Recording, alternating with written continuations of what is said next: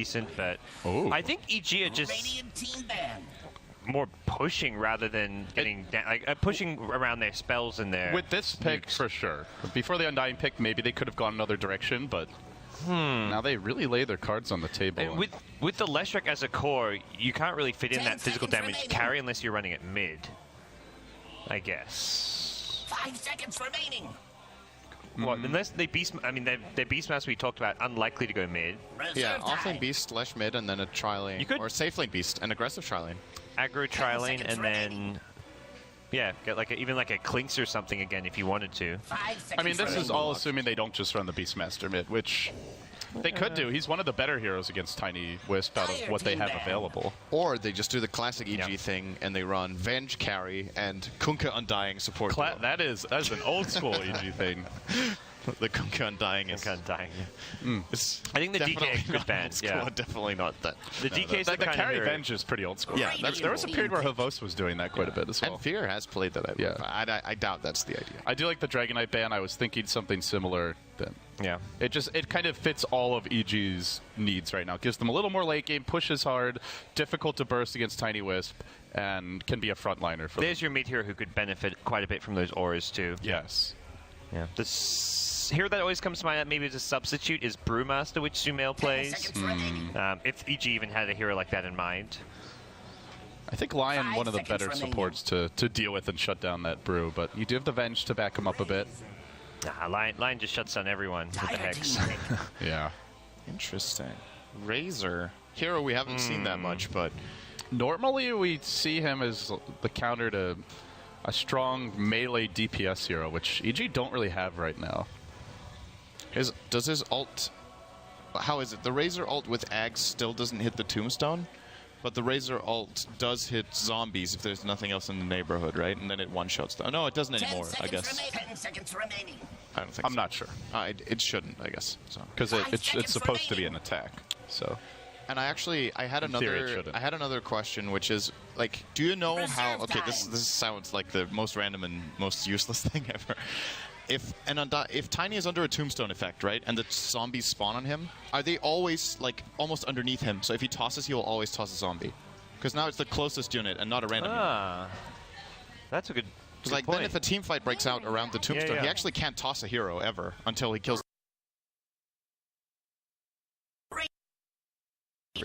Mixing up that pick's going to be win range mid. That's going to be really funny looking if he's throwing the zombies. Yeah.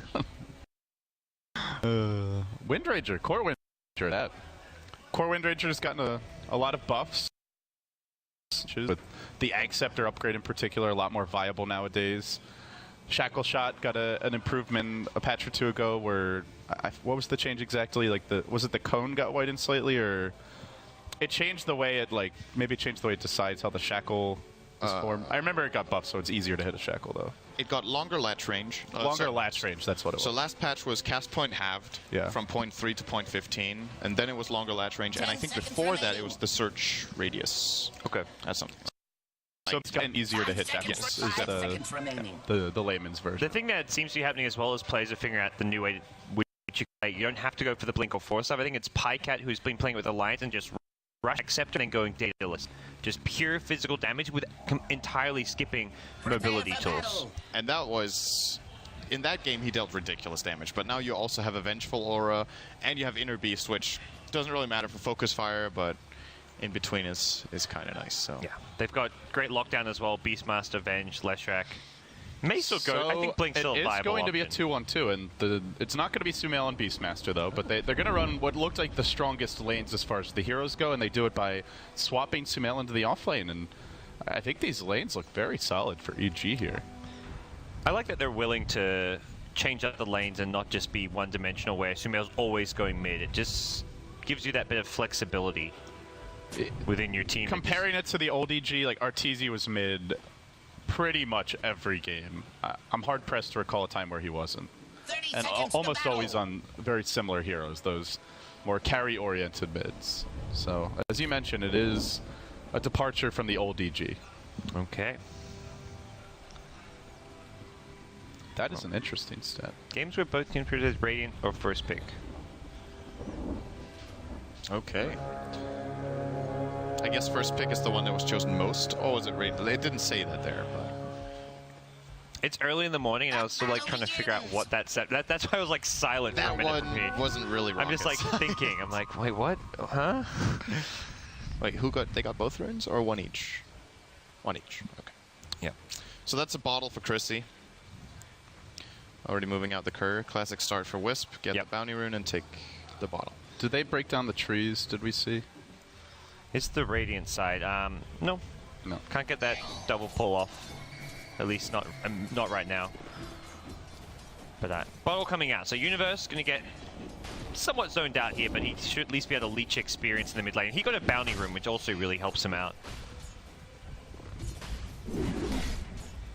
It's going to be a similar kind of approach to Magnus. Just sit back, spam your axes in this case, and Beastmaster's pretty tanky again, so I think this is where you need to be breaking those trees and focusing more on your economy.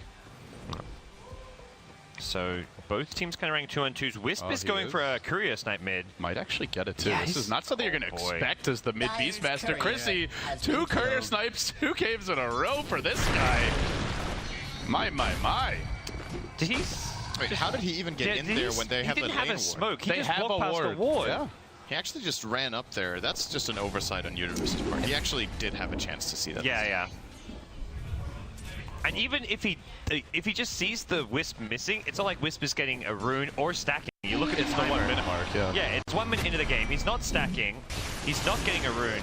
And that's... What else is he doing? That's one of those things that might not have happened if it was Sumail based. Exactly. He's just used to these tricks. In Universe, how often does he play mid? Never. Basically. So... Oh, yeah. Courier snipes, all the mid players look out for. There was a game where Bounty Hunter was picked yesterday, and the mid hero, it was Fata playing.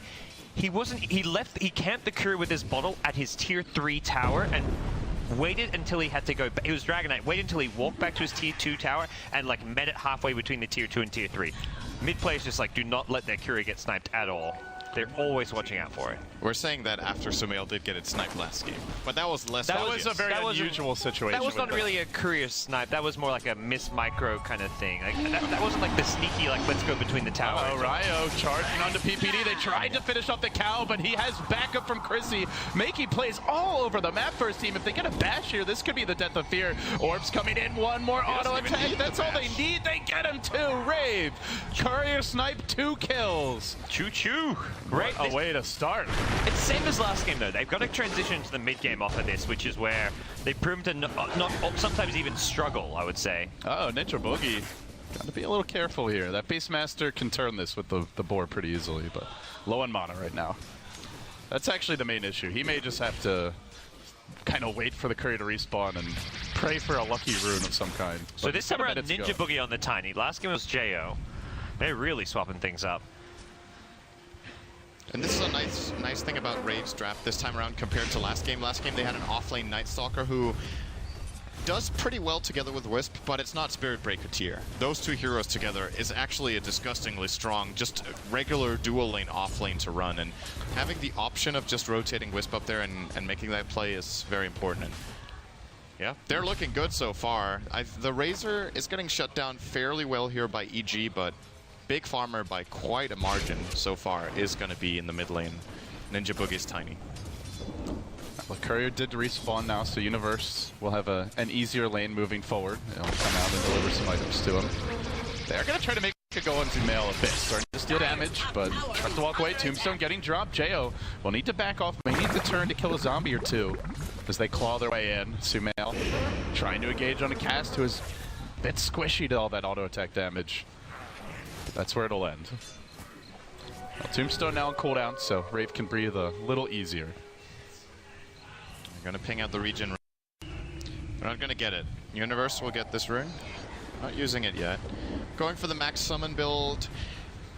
Seems like the build. Yeah, it's don't really see the aura build anymore. It's the one used the most. As long as he can get last hits with level 1 axes, I think it's probably going to be more valuable. What are you thinking here for Rave, guys? Should they be looking to move the Spirit Breaker around, go for some kills elsewhere? Are you content just sitting him top lane? I think he's pretty good top lane. He just annoys the Venge. He forces the Venge to stay a bit there. And there's always that threat of like you get a bash or something, you rotate someone like Chrissy in as we saw earlier, and you get kills again off of your lane.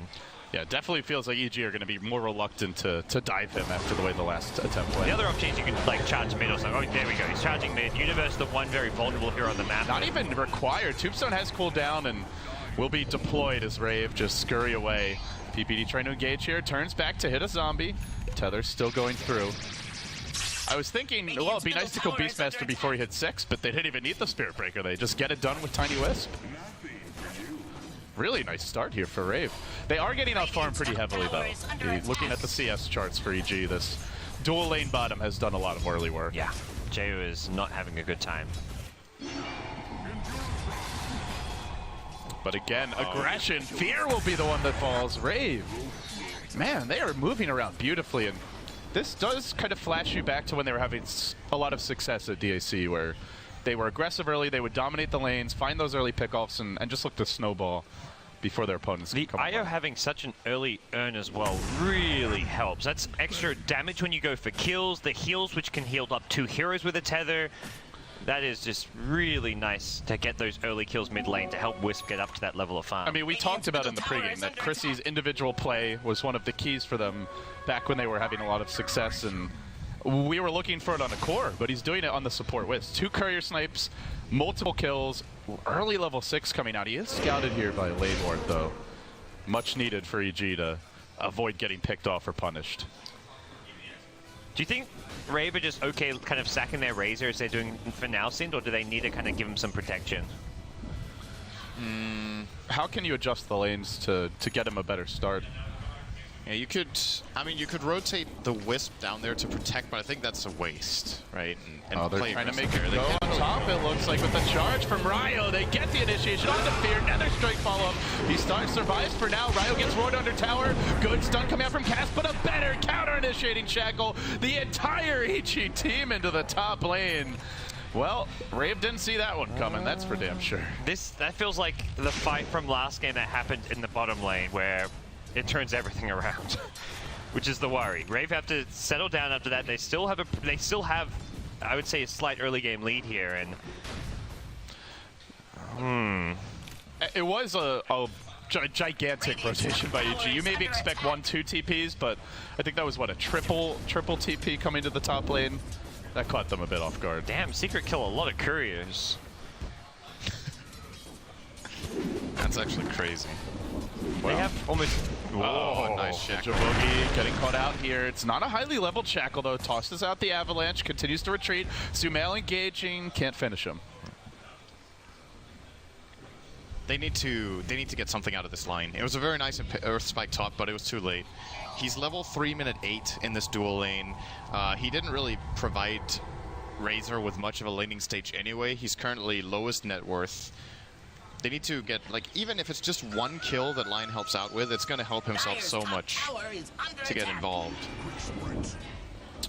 And maybe that's also going to be the key to getting Razor back in the game. Instead of just statically staying in a lane that you're losing, make space, go somewhere else, gank there, force the rotation from either the Undying or the Windranger, and suddenly Razor has the lane for a minute to get maybe 10 CS or something like that.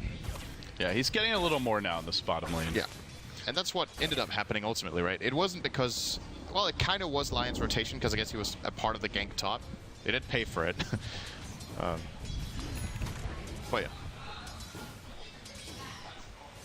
Let's see here. Rave, well, last game we saw the drums build from the Tiny, then into the Blink. And it looks like for now he's going to hang on to his gold, Ninja Boogie. He almost has the drums gold if that's what he wants. I feel like the early Blink could be very devastating here. I agree. Especially at the Spirit Breaker. You mentioned the Night Stalker last game is the big hero to set him up, and this time around he's got someone who's similarly effective in the early to mid game. Just a relatively squishy EG lineup. The carry Leshrac, you've got a Windranger, and easy squishy support in the Vengeful Spear. I guess the Beastmaster and Undying a little bit tankier, but once you get your level 9 combo, that's where Tiny can just find tough, kills on most It heroes. is a little tough to go on EG, though. They're very good at counter ganking. They already have Swap online. Tombstone is just devastating if you overextend, and there's a lot of ways to cancel the charge. The Venge stun, the Shackle, the Roar, maybe the Lesh stun if you have some vision of him coming in. I feel like it's Rave on paper, great ganking lineup, but in practice, they really need that Tiny Blink to reliably start the fights. Or a Lion Blink, but that is going to be a ways off. Yeah. Wow, Fear really doesn't have that much right now. Yeah, but we were talking about how this hero really wants to snowball and scale very well. But there's your first relocate for Rave. It's a nice takedown here top. Catching AUI out from the tower and very quickly bursting him. Meanwhile in the jungle though, there's the stun on Cast. Follow up slow from Fear. They do get the Lion stun as he just gets right-clicked down by PPD. One more nuke will bring him down. Ryo able to TP away. Look nice from EG. They knew the Wiz Tiny were about to relocate out. Sumail could be in trouble. Ava, toss, Spirits coming through the urn. He's done for and takes another strike just to ensure the kill. Rave just maneuvering very aggressively here. Trying to catch EG away from towers. That seems to be where they're strongest. Yeah, and more important than anything, just getting EG to spread out. Yeah. The only reason EG won that top fight was that they outnumbered them. I think if they're even numbers, even at 5-on-5, I would favor Rave right now. But if it's any sort of skirmish, 2-on-2, 3-on-3, or of course if they outnumber EG, I just don't see EG winning the fight. The only real key they have for that is probably the Tombstone. And, well, they kind of know where Undying is all the time, and they can just play around him. Well, they're going to build towards the mech on Razor. They get the blink on the Tiny, and I really like this blink rush a lot better. I feel like it's something they were missing a bit last game. Hiding it for now. He's going for this kill on bottom lane. Trying to find it. Daytime, though, kind of tough to getting close to Sumail. Yeah. Needs to come from the tree line. They're going to charge. Sumail, no turn to Shackle. He will tank that stun. Follow up, back, tossed up and dead in the air. That is great movement by Rave. Now 7-4. They've got 4 of the top 5 farmers. They're really pulling ahead here on EG. The Spirit Breaker's rich. He actually almost has a Shadow Blade minute 12. He's more farmed than Fear's Leshrac. Now the question is if this is Shadow Blade or the Glimmer Cape? A Glimmer Cape. Yeah. I think Shadow Blade's better. He doesn't have the mana to use a Glimmer Cape reliably, and it's actually deceptively weak against EG's lineup. It's great against Leshrac, but that's it. Everything else is physical, more or less. Unless you want to count Soul Rip Power Shot, perhaps, but a lot of their damage comes from boars, axes, another zombies. Dunk, another kill, Rave. Man, they're braining it. But yeah, Shadow Blade combined with the Tiny Blixen, that feels like it could just... It could do what the Clinks did last game, basically, for EG. Makes it so hard for EG to play, because they can't see the charge ganks coming and TP in to react. You get hit by it, and then that hero is just instantly dead, so... I actually think Rave are further ahead in this game than EG were when they were ahead 9-2 in the Clinks game. It just seems like EG's lineup is not tailored for skirmishes at all, and it's all they're getting. Apart from that one fight top, they're just, you can see they're moving around kind of, they don't really know what to do. They might just try to gather up and go for a smoke now, so that at least they have strength in numbers. And with the Leshrac, Yule's picked up, but I think they're getting the tower. He's got his drums now if he wants them. And he's just going to walk away. They smoke in, though. EG trying to find something here. Can they get that initiation? Universe gets revealed. The pings come out. They're ready for this. Roar can't get in range. They also have the mech and the tier 1 up. They do jump forward. Well, Ninja Boogie getting caught out a little bit. Now the swap. They get him back out of position. The Wisp not available to relocate him out. They find the most valuable kill in the end for EG. And Windranger gets the bounty as well. Lion's still not 6. It's one thing Rave have been sorely missing this game in the first 13, 14 minutes. This is where Rave needs to be careful. This is the one good avenue of comeback for EG. Get a gank on a key target and then gather up and fight with the Tombstone. If Rave get a little greedy and try to 4-on-5 here, they end up losing a lot of heroes. And looks like they might want to try. It's going to be up in 5. Yeah, this is a good timing to go in. Yeah, both teams looking like their team fight strong here. Tombstone, very good, but you've got the mech on JO now. Oh, they've already charged. Now there's Boogie shift queuing that blink as he TPs in. Is going to find an Avatars. 2-hero Shackle. Now the axes, but a 3-hero charge. Follow-up stun. They bring down 2. Looking for the left, thrown in the air. Smack down as he comes back to earth. What an amazing move by Ryo. And now he's going to find Sumail to retreat out. Where are you going, buddy? Nowhere fast. Rave, clean house, 4 fall. They'll get a regen rune on the Wisp. And they just completely shut down EG's go there. This Spirit Breaker, Rio is just being balling out of control. That was a Spirit Breaker Ravage into a mini Ravage from Cast on the Lion. Oh my. Yeah, this tower is gone. They're probably going to be looking for the tier 1 top top tower Dire's next. middle tower has fallen. Just go back, spend their money, Dire's bottom maybe pick up the tower is 14-minute under rune. I don't know if that's still there. I guess it was taken, but... This is the first game where Sumail has played offlane. 82.6%. Wow. We're solo mid, so that means the rest were safe lane. He's played safe lane in quite a few games then. I guess mainly with his Queen of Pain or Storm. Yeah, there's been games where Fear has gone mid for the team. Yeah. He used to go mid a lot with when they were picking Puck. That was shortly after TI4 when he came back to the roster and replaced Mason. Dire's structures are fortified. Man, this does not look good for EG. As much as they were dominating game one. Tower is under attack. Radiant's middle Raver, tower is under attack. can we have a close game, please? No, it could be our first. yesterday. It could be our first 3-game series. That's true. That would be okay. There's That's a the silver start. lining here, Sind, even if it is another potential stop. But And it's funny, we actually had a close game yesterday between, it was Secret and IG. That was such a close game and ended in 32 minutes. I mean, interesting stuff. well, this one, although Rave are very far ahead, EG, this is kind of the stage of the game where a lot of these heroes shine. You've got the max level Tombstone, Universe has Roar, has the max Boar, I believe, and heroes like Lashrak, Wind Ranger have most of their key spells leveled up to the point where they do a lot of work, and Ryo got a charge right through the Hawk and just keeps on going. They get the initial bash on PPD, follow-up stun on Sumail, and he just tries to walk away from here. Retreating now, will he make his way back? They roar him, they commit a lot, but he gets relocated out. Now the turn and the toss, bringing down one. And EG, they're going to charge back in, I think. unable to get anything out of that jump. They lose the bench, they may lose more. Here comes Ryo. 2-hero shackle, well done by Sumail. The Tombstone's there, they hold the line, but here comes the plasma field. Razor keeping Ryo alive, finally they get him, but it comes with a potential dunk. Doesn't finish anyone, wins the avalanche. Universe desperately threading his way through the tree line, survives for now, and Ninja Boogie shackled up to a tree. Will go down, EG heavily outplaying Rave in this fight. They may lose Jo. No, the Wisp keeping him alive. Sumail trapped out in the trees is going to scurry backwards. They even buy back the Tiny just to try and make up for it. That was just EG outplaying Rave. Absolutely. Considering how far behind they are, getting an exchange like this. There's your toss, though. One more auto attack would do Sumail in. Can they get the auto attack? They get the earn charge. Rave, make it count. The Tiny buyback didn't really Got that whole win. You got a win range. Yeah. And Well, now it's worth it. All right. Yeah. With that kill, Ninja Boogie makes it a very good buy. I think as far as his personal economy goes, he would maybe be at like 8 to 8.5k net worth if he didn't buy back, but that hurts EG getting that extra couple of kills, especially the kill on Sumail. So I think the buyback worth it in the end. But I agree. You didn't know, like with EG, if they just completely backed off and managed to get Sumail out of there, then it would have been a big waste. they're essentially trading a little bit of gold for map control. All this downtime for EG's heroes allows them to go and ward top rune with cast. They're free farming the top lane on the Spirit Breaker, so a little bit of gold lost for Tiny's, a little bit gold gained for the other heroes. And this EG draft just feels like a draft that really wants to be ahead early.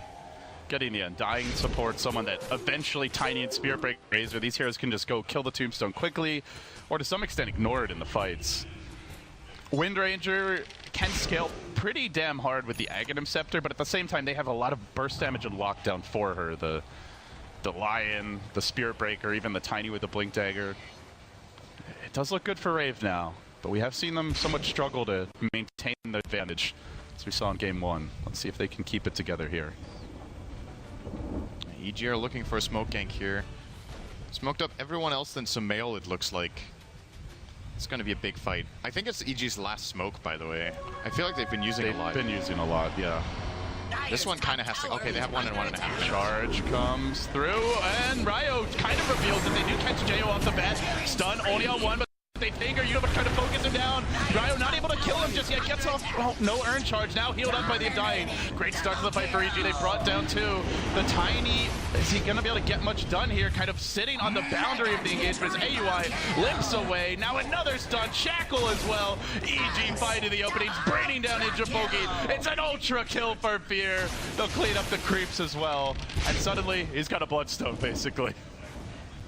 Before that fight at 2,000 gold, now another 2,000 with the point booster and the bit booster picked up. Yikes. That was an odd fight where Ryo's charge actually ruined the entire smoke gank, and then he canceled the charge, I think. He didn't follow through to his target, and I think had he done that, they might have been able to take a better fight there. Just initiating with a little more confidence and then perhaps following through. Like, they had a lot of options of how to play that fight, and I think they chose the worst of them. They could have relocated behind EG when they smoked from the right, so they get a positional advantage. Rave seem very uncertain about what they want to do in a fight. They're not choosing a target to focus. Yeah. I think they're over-prioritizing killing the tombstone as soon as it's cast. Like, they want to kill the tombstone, but during that time, all the EG heroes are getting off all their spells. If they can find a hero like Leshrac, burst down Leshrac, then worry about the tombstone, I feel. Well, now it gets hard, because now he's got the Bloodstone, and he gets a whole lot tankier. It just feels like Rave are very scattered in these fights, like fingering one hero, Tiny going on another, and no one getting finished off. Universe got kind of comboed by the Tiny. For one thing, he didn't die. Even if he does die, he's already used his Raw, and I feel like he should not be really a priority for Rave in any sense. And if you don't focus, then the Soul Rip just ruins your team fight. That fight you mentioned, he got pretty low from the finger. They Soul Ripped him, he was suddenly back to full HP, and Ryo is looking for something here with an aggressive charge in, but it's scouted out by the Boar, seeing some creeps bashed. Still Rave as far as overall farm goes. Looks like they hold the lead, but one more bad fight and this could be back to dead even. Yep. So if this was 6-8-3, the game would be pretty much 0 gold difference. Yeah, pretty much. Actually. Yep. They do still hold the lead, so they can't afford to make a mistake like that again, like you said. Or in a way they can, because I actually, even come super late game, I think Rave have a decent shot. Like, they're not on a timer, really. It's more, I feel like this team just... They're not as good at playing it. Psychologically, if they're behind against DG after the start they had, I feel it's going to be difficult for them to maintain a positive outlook that they can just turtle and turn the game. And this makes it even worse. Constantly walking into the such a good Aegis carrier. Him and Storm. I think he's either tied with Storm or the second best Aegis carrier. Because he really burns through his mana fast, and committing to kill a Leshrac gets your team, like, you take a hard damage. Yeah. If he precasts his ult even before you engage, then maybe it pulses like 4 or 5 times before you bring him down. Then he has the ult especially if he gets Edict off, which even continues during Aegis. And matchup-wise, you're up against Tiny Wisp. They want to be up in your face. Yep. Brazier does as well. Even Spirit Breaker. A farmed Lesh, just as far as the lineups goes, very scary for Rave. That's where before they were able to combo Fear easily, but now it's not going to be the case. Not without a lot more items. The Raze will have a BKB to stay alive, but it doesn't really feel like Jo is doing that much damage in a team fight on Razor, even if he's BKB'd. Very reliant on the Tiny combo as well as the Lion Finger. To me, is a must-use spell to burst down the hero at the start of a fight. That's where Rave are just not going to stand a chance in these like long, prolonged fights where they're not getting a pick off right away. Yeah, you're going to see multiple shackles coming out. The Tombstone will start to really add up. The Boar's going to work all the time. Leshrac in particular is going to do heavy lifting.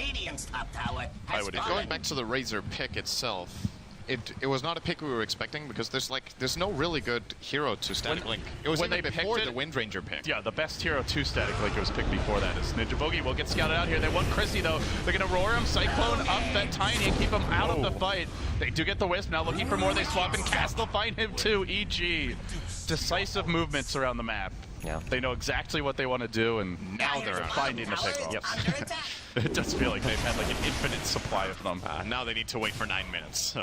I mean, they've used the smokes to get back to even. If anything, it feels like they're maybe getting they're the ones with a bit more momentum right now, despite the net worth and experience difference. And Lesh can quickly, Lesh Beastmaster with Necrobook, these towers will just melt. Any gold advantage accrued from towers will quickly disappear. They're not? Oh, now they're glyphing. Took a little bit of extra damage on that tower, I guess. I think it's going down either way. Yeah. Do they try for anything more here? They're still tier 1 bottom.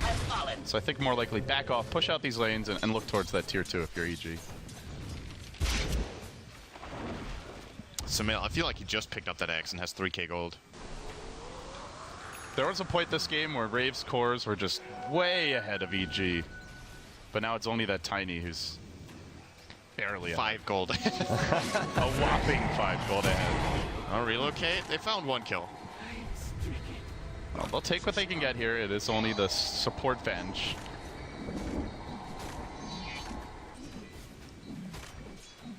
Where do Rave go from here for you guys? Are they looking Do they at have the smokes? turbo farm? Oh, I guess for now Ninja will be working on the stacks. They got one in the inventory. I don't know if they have more. Okay, one smoke and another 4 minutes. Yeah, this is a lot of gold for Ninja Boogie. If you're Rave, do you see them just waiting out the Aegis? Do they keep on trying for pickoffs? Once that Aegis is down, are they trying to team fight EG? Because to me, it looks like EG is their best when they're team fighting. I think you wait for the Aegis. I actually don't think they can win a fight right now against it.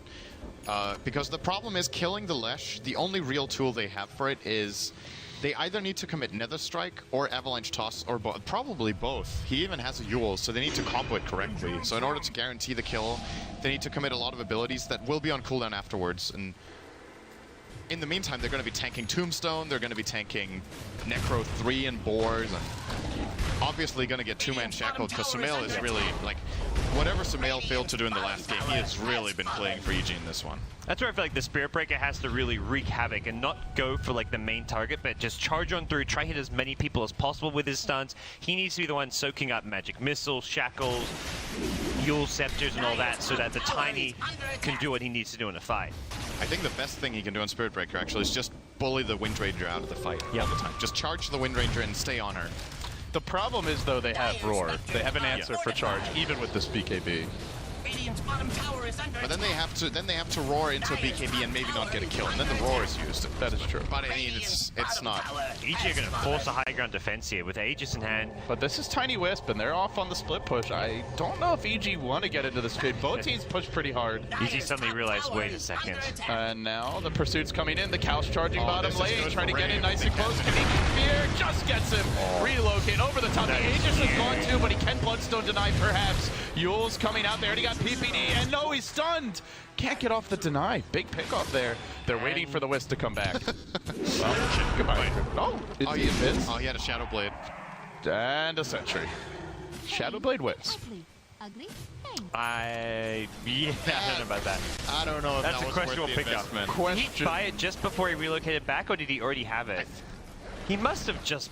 I think he just bought it. They're already going to have detection for the Spirit Breaker. That seems like a questionable use of 2.8k gold now. And the thing is, if he wanted to do that, I still think nowadays a better pickup would be a Glimmer Cape. Right. Sure, maybe you only get 5 seconds of invisibility, but you could probably maybe juke into the trees or get a tether or whatever. Like, Okay, it's but such a high risk purchase. Like, it's 3k gold. You could have... now you could have like the Wisp, but now you could have like the Wisp Spirit Breaker, like tethered double Shadow Blade charging around the map. That's true.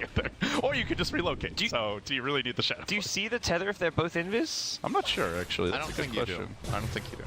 The problem is the timing window. Like, if Spirit Breaker charges, you need to cast the tether as late as possible, so Wisp takes the longest possible time to catch up to him. It's really, really tricky to make. You see, now it's going to happen. Now it's going to break. So, I mean, it's cute and all, but they actually just, now they have double Shadow Blade against a team with Necro. They are going to find Sumail. In comes the Wisp as well as the Lion. Nicely done. They get the pick off. Stun is off the mark, but so too is Fear. A double whip. Percy just trying to make his way out of here. He's tagging a second. Oh, can't quite. It felt like they could fight that, but I think the Wisp accidentally left Tiny top. No, he relocated someone else in, didn't he? No, he by himself. He relocated in and then tethered the Spirit Breaker who initiated, but... Yeah. So 1 for 1. It's still a good trade for Rave. They trade their position 4 for position, well, technically 3 on EG, but has the second highest farm. And Beastmaster in this game actually is position 3 played mid, and Wind Ranger's position 2 played off. So yeah, 4 for 2 trade in terms of farm priority. Yeah, I'm not sure. How is the graph developing? I feel like, yeah, they're gaining a little bit. That's what I was going to say, but oh wow, that's a lot of experience. That's more than I thought it would be. And Lion almost level 11 now. Cast has really been playing, like, it's funny, their team has been looking really good, but he's kind of felt like he's been playing from behind, but now closing in at level 11 with the Blink Dagger, maybe a 4-staff soon to come, or a Glimmer Cape. I mean, if you keep on saying it, someone's going to buy it. Yeah, well, you'll be right. Once, the item just is that good, it seems. It seems like the game plan for Rave right now is just keep throwing these Shadow Blade charges around and then relocate for the kills. Keep the pressure on EG. Or force EG to rotate, and then you just farm. Yeah. Either way, it's good for Rave if they can make it happen. Gem pick up by Beastmaster, so Ham's got that detection. So much for your double Shadow Blade. We'll see if it. We'll see how much this punishes them. Only the third. I definitely remember that EGM Shadow Blade game. Maybe there's been more, just not recorded, but that is I think there's a generally if you want that mobility item, we've seen a lot more of like the Blink Dagger, for example.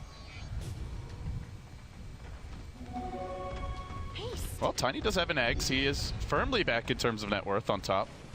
Still, though, it feels like Farm Tiny alone is going to be tough. You have Focus Fire for him, the Roar. Sure, you can relocate him out, but then you're fighting without the Tiny for quite a long time. And that's where I think for Rave, everybody has to stay relevant and continue to farm as this game moves along. Dire's bottom tower is under attack. Spirit Breaker is a hero that can actually scale decently with the right itemization.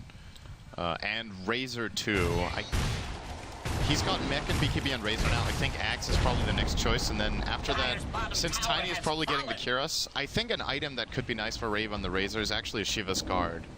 Just a lot of AoE slow against all these, against the Boars, against the Necro Book. Attack speed slow is nice in general against. It kind of evens out the Beastmaster Aura, so that one is negated.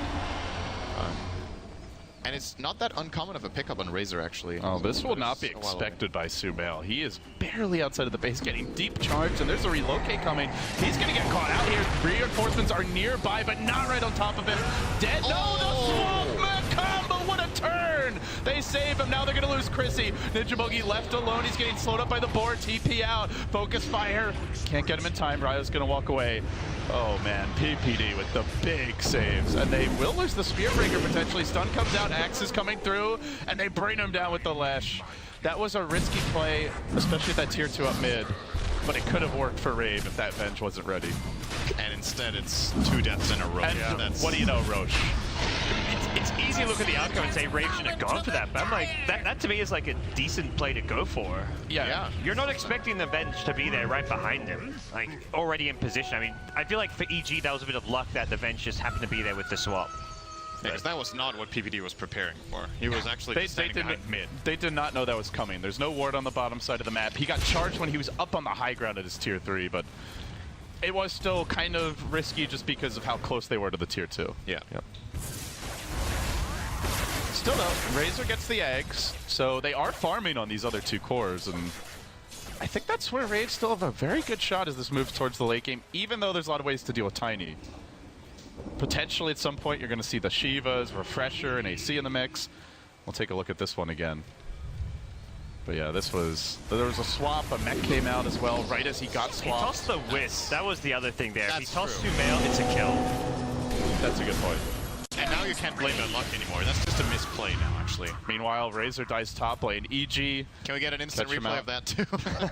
Are we going to be playing catch-up the rest of the day?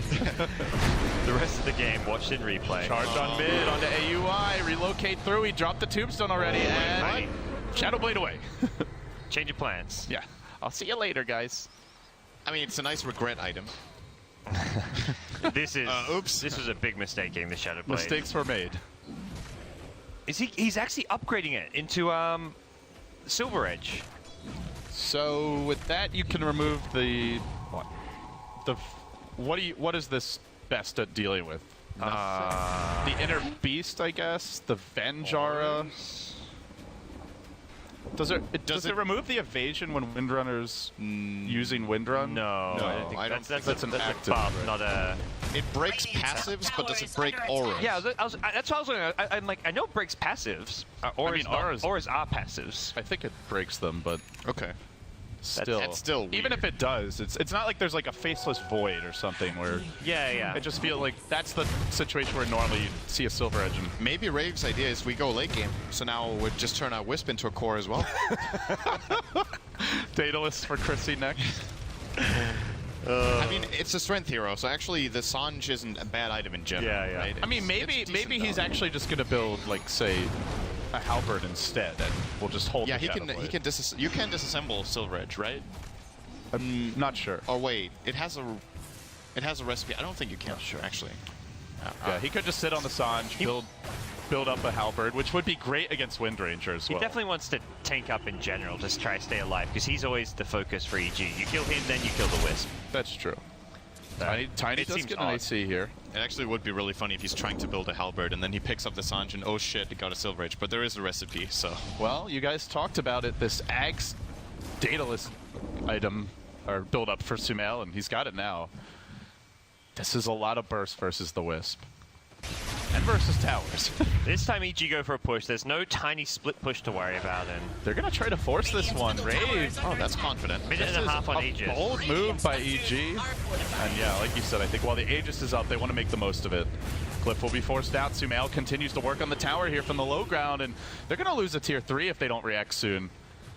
Not wanting to initiate into this Aegis, just trying to hold the line. In the meanwhile, Shackle Shot comes out, won't connect Roar as well. On to Cast they go, they swung Universe out. He barely survives the Avalanche. Will find a PPD gonna drop as well. But everybody trying to fight from the high ground here. Now they jump down onto Sumail. Stun comes out as a twofer from Cast, and the follow-up's gonna come. Chug through a triple for Ninja Boogie. They charge him to Sumail, they might get him all. Fear dead. Aegis is there, but he's gonna be the last man standing. Another beatdown.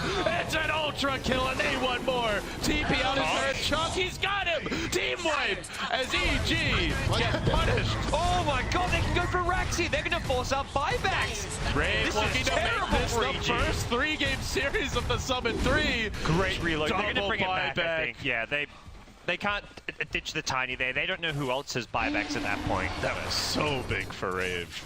Tiny probably could have held his own against Beastmaster Undying, but that would be high risk. And here There's we go. your Silver Edge. Get hyped. Daedalus is coming. Rave are looking like they have this game at this point. And if they win this game, and EG look at game 1 and notice they were behind early, it was more the mistakes of Rave that allowed them to easily turn that game than anything else. Do they worry about the Wisp? What a fight this was. Notice at the end of this when Lesh dies that there's like a big B in the mid-air because he dies with Bloodstone like after toss. That's what I was laughing at. It looked really good. The Tiny Avalanche from the high ground actually hit 3 heroes. Finished off Universe, who was almost swapped to safety. Then they get the 2-hero follow-ups on the Earth Spike from the Lion. Just really, we talked about... then they don't show it. And no, we don't. That's okay. Boo! But I feel like their focus fire has just been a lot better as the fights moved along. You brought it up earlier, David. They seemed a little unsure of who to go on, but now they have a very clear game plan. Nice. I love seeing Lotus Orb. I think it's the first time it's been picked up in the tournament. Great against a lot of these If you can time this, so there's a couple of really cool interactions here. Roar, an obvious one. Roar's back.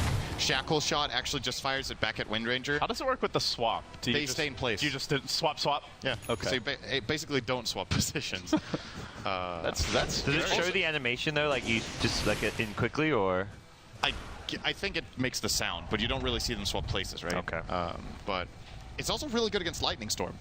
It fires an entire Lightning Storm back, so you slow the entire enemy team too. It's really good. They're gonna make the go, charge on the Sumail. EG are waiting for this, but they might not even have a chance to get out. They won't. Tombstone gets beaten down. They roar Ninja Boogie, but again the Spirit Breaker moves in. Fingers there, and J.O.'s on the hunt. He wants PPD. He's gonna find him. They continue pursuit. Ninja Boogie going in hot and heavy, looking for AUI. Clobbers him down 2. It's 3 dead. There's the 3-hero Ledge stun. Another charge onto the old man. They go. Can they focus him in time? He runs up the Bloodstone, and I believe turns Yule Scepter, bringing them even lower. Can finish the job. It's an unstoppable streak for Ninja Boogie, and that's 2 diebacks, I believe, for EG. Universe gonna end up making a T-Boy. Brave looking like they may force that deciding game 3 the way they're playing. Buybacks. This should be at least 1 lane of racks.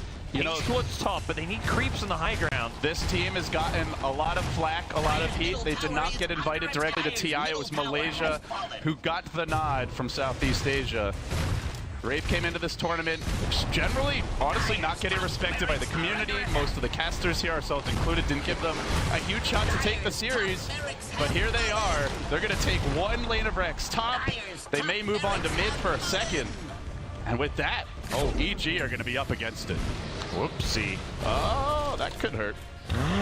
He's gonna take a lot of damage from this Wind Ranger. They can't relocate him out because of the BKB and possibly death. Yeah, that was a bit iffy. I got a little too excited. Yeah, and they're gonna lose the Wisp as well. That was just like one of those. This is where he sells the urn and buys a blink too. And then that would be the miracle play. Okay, or just run to the north. Oh, nice shackle. That is costly, though. Rave getting a little excited, and 2 big deaths there. Still, though, in a great position. Still a losable game against a Wind Ranger, but they have double buyback. I think if you're EG, you'd like to force that, and it looks like they will try to barrel down mid. And we're entering epic territory. 5 seconds from 40 minutes of Dota 2. Here we go. 40-minute Dota games. Nice late game. I need like some caffeine or something. Casting 40-minute games. Come on, this is too long for me. This takes me back to 5 days ago. Classic Dota 2. Yeah. We haven't seen this in a bit. 5 days ago, exactly. Red Bull Battlegrounds finals. Okay, they force out 1 buyback. Can they force out the second here? The push from EG is not... the edict definitely hurts, but you don't want Fear on the front lines where he could get burst down quickly, even with the swap out. Or even that blink tossed back where Yeah. then you potentially can't swap him. The level 3 swap. The problem is there's burst damage from an Avatos finger that the swap sometimes just doesn't come in time, even if you're ready with it and in position. The Leshrac has HP to survive it, but Wind Ranger maybe slightly less so. I mean, for EG right now, it's very clear. They want Spearbreaker to go on them and then just destroy him immediately to start the fight. But wisely, he's not going to commit to a charge. He will just back off. We're seeing big items come out. Daedalus now the pickup for Tiny. And still preserving his buyback. Still, if it's only Tiny, I mean, we saw the last fight. He can be dealt with by Wind Ranger's Focus Fire, by Roar, the Boar. Rave have to be fighting as a team, and it will be double Silver Edge. They're not going to relocate onto mid and start working on the tower. Little rat Dota action coming your way. They may lose Chrissy. Shackle won't connect, though.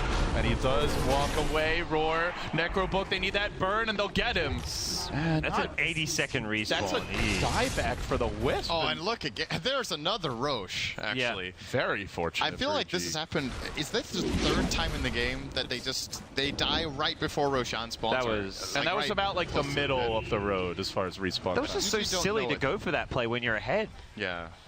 These are the kind of desperation plays you make while you're almost losing your own racks and you can't fight. But yeah, I remember talking to MB on the couch, like, what do you do in these really bad, like, behind position? He's like, oh, sometimes you just suicide push, where you just push a lane, you know you're going to die, but you force the other team to come back, you get some farm along the way, spend all your money. And he actually calls it suicide pushing, and that's kind of what that reminds me of. Well, but that you do was it when you're suicide, behind. but not a lot of pushing. Yeah, it's not the play you want to make when you're this, like, in a comfortable position.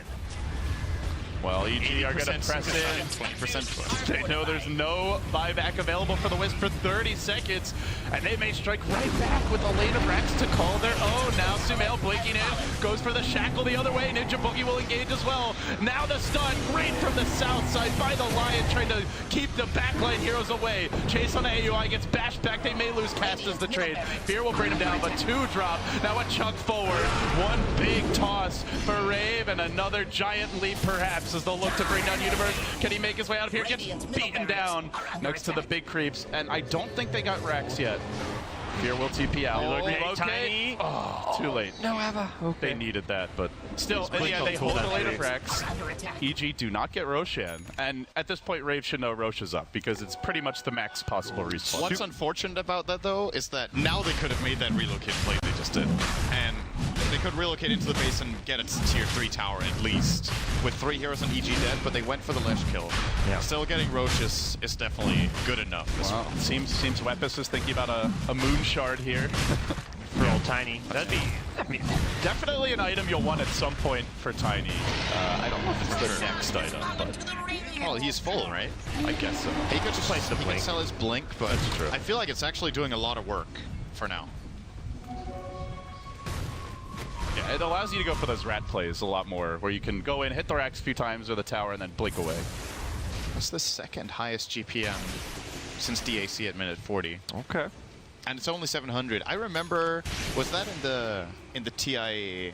Was that in the TI3 compendium? There was a prediction: will the highest GPM be over or under 800? Wasn't there something like that? Mm-hmm. And there was one over, which was a Tiny, I think. Had like a Soxka got 810 or something, I believe.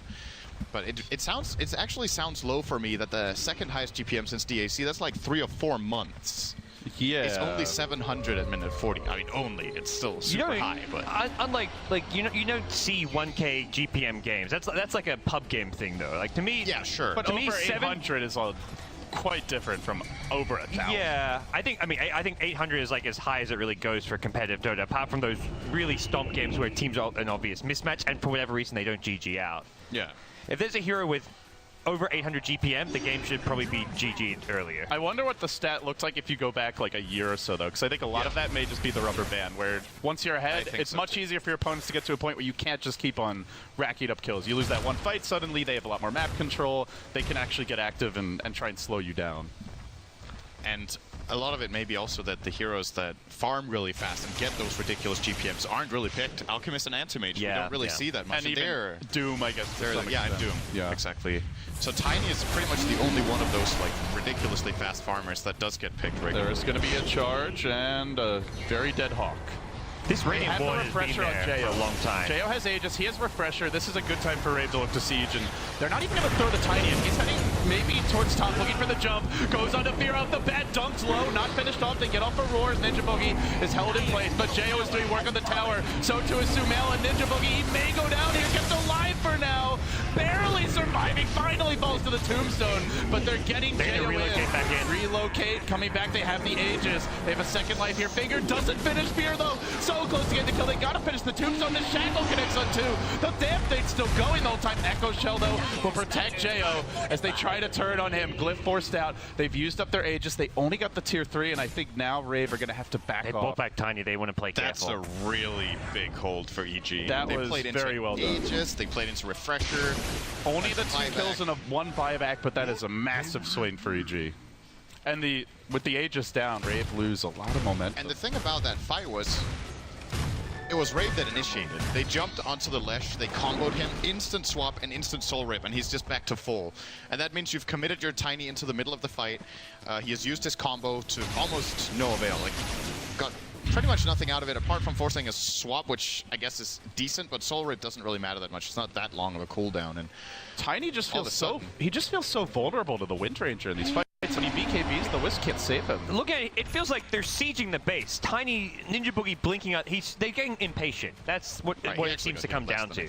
But look how quickly the Wind Ranger kills him, though. That's where Tiny is just going to need his teammates to do some work here for him. He can't just jump in and expect to win that fight. He can't jump in, I feel, unless he's jumping in on the Wind Ranger and they burst down Wind Ranger. If he's jumping on the Leshrac is a bad idea. Because Wind Ranger, that means Wind Ranger is sitting back, focus firing you. Even if you kill the Leshrac and you get that burst off, Leshrac can maybe buy back. And you're likely to die to focus fire regardless. It just seems like a bad target. Yeah, whereas if the Lesh is the one that is like hitting you, he doesn't hit nearly as hard as the Wind Ranger at this stage of the game. Not on a single target like that. Especially not a Tiny with a BKB. I think the best target to jump is the Venge, if they can. But it's hard. He's got level 3 swap as well now, so he's in a good position. He's always, the furthest back and kind of near the Wind Ranger, it seems. But yeah, I would agree, especially the Deso that was just picked up by this Wind Ranger has to be the first priority. Has the Benjar as well. I don't know if we've talked much about that. Oh, we did mention that. I wonder if there's some item that Tiny replaces Blink with to help like stand up against Wind Ranger. Like if you'd consider getting something like Evasion or Blade Mail. Yeah, Blade Mail could be quite good. I mean, I guess Wind Ranger would just reply with a BKB, but you could have a window where and you could have a window where she can't buy a BKB. She does not have the gold right now. That's quite a ways off. It's actually maybe the best item for Tiny just for that single purpose, but the question is if you want to itemize for that single purpose. Yeah.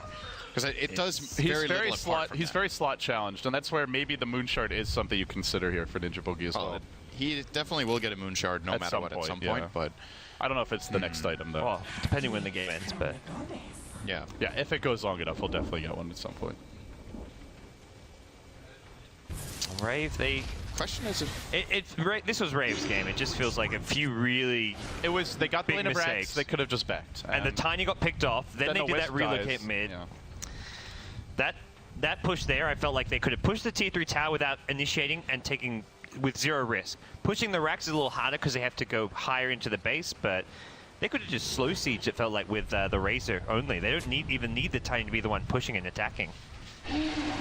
Even in game 1, it felt like Rave had a really nice start, and they kind of gave a lot of that. It wasn't a massive lead by any means, but it was a decent lead, and they were the ones whose mistakes just allowed EG to walk right back into the game. But they are showing when they bring that A game that they can go blow for blow here.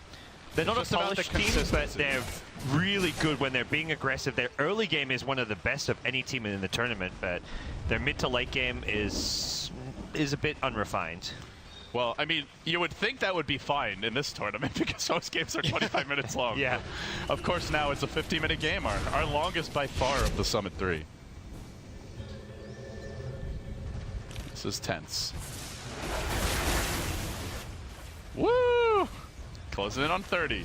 It's increased the average time by more than 2. One for what record book are we keeping this one in? Here comes Ryo from the side. He finds Sumail to get off the finger off the back. There's the swamp though, and Sumail is going to be glimmered back to safety. Now Cheo engages, pops the refresher. He's going for the double ultimate. Sumail may want to go in here. He gets shackled. The Echo Shell working against him, but they're not going to follow this up. And Cheo using that refresher like this EG might just want to back off and wait for a second.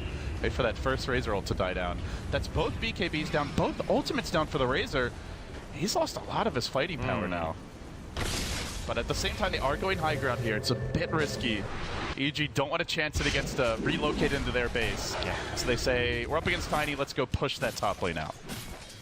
The new items really change how fights go down, because before, like Solar Crest, before the Glimmer Cape, you would never want to have your Wind Ranger on the front lines, because you just lose one of your most important damage-dealing heroes to burst damage. With Glimmer Cape, with Solar Crest, the swap as well. But I think even I think the swap alone maybe not enough in some situations. And the other, they're going to go mid right now. Hold that thought. Avalanche only onto Fear though. Sumail's gotten to sit back this whole fight. Nether Strike does find him. Nicely done by Ryo to keep him back, but PPD survives for now. And Sumail's just waiting for that opening to go in. They'll bring down the Lion. Rave suddenly on the run. The roar onto Ryo. The two-hero shackle. Cheo trapped. Ryo charges away to freedom, but he gets swamped back into the middle of EG, and Sumail's gonna finish him.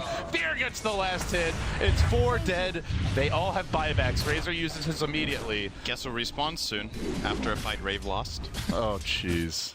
And they still only have that 1 Rax. That is a really questionable call. First of all, pushing like that without the refresher and Razor, like that really makes the hero. It was a really big risk for. I don't think they were threatened in any way that they had to go for that play. If they're buying back, they better do it right now, or these racks are dead.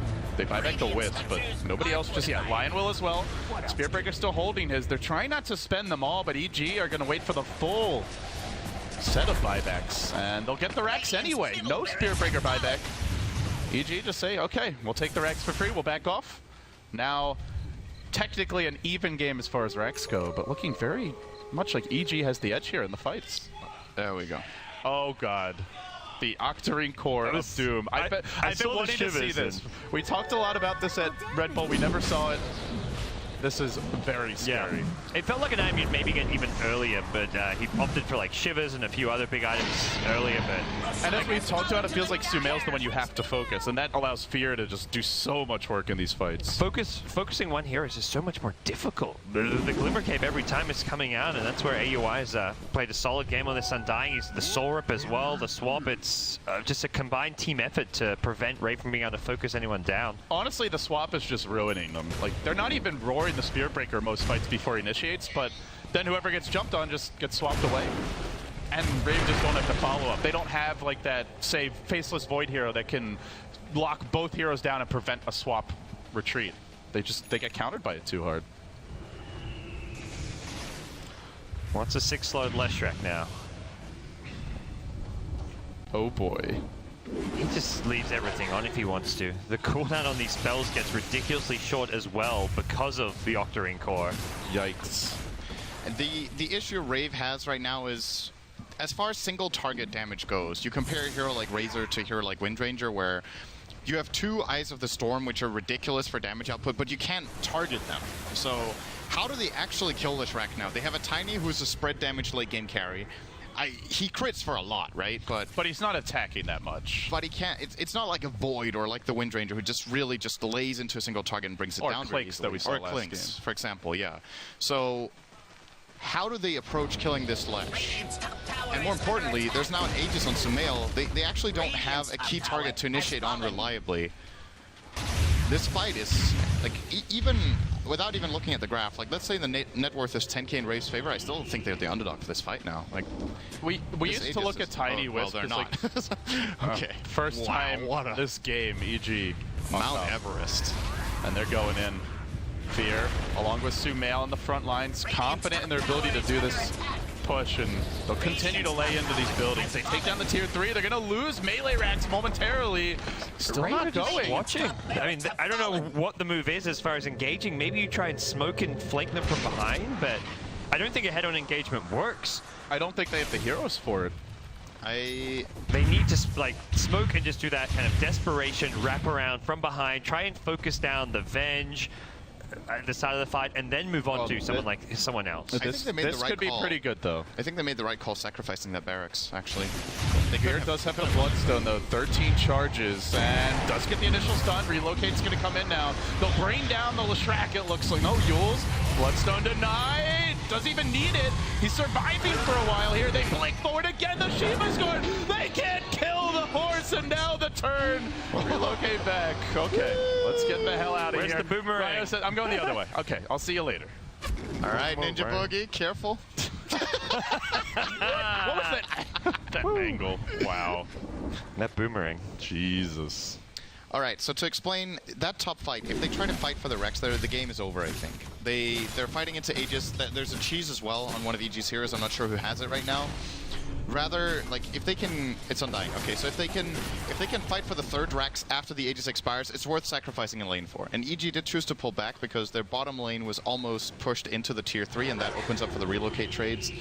So it's funny to see Rave making such an aggressive play in the mid lane 3 minutes ago where they completely overextend without having their abilities. Oh, they are going in on Sumail here. They found him off the bat. PPD got blasted back a little bit, but they will survive for now. And now the BKBs are on cooldown. This is EG's time to make a move in. Sumail playing forward, and he is going to get the shackle on 2 follow-up. Jao, though, is in the middle of it all.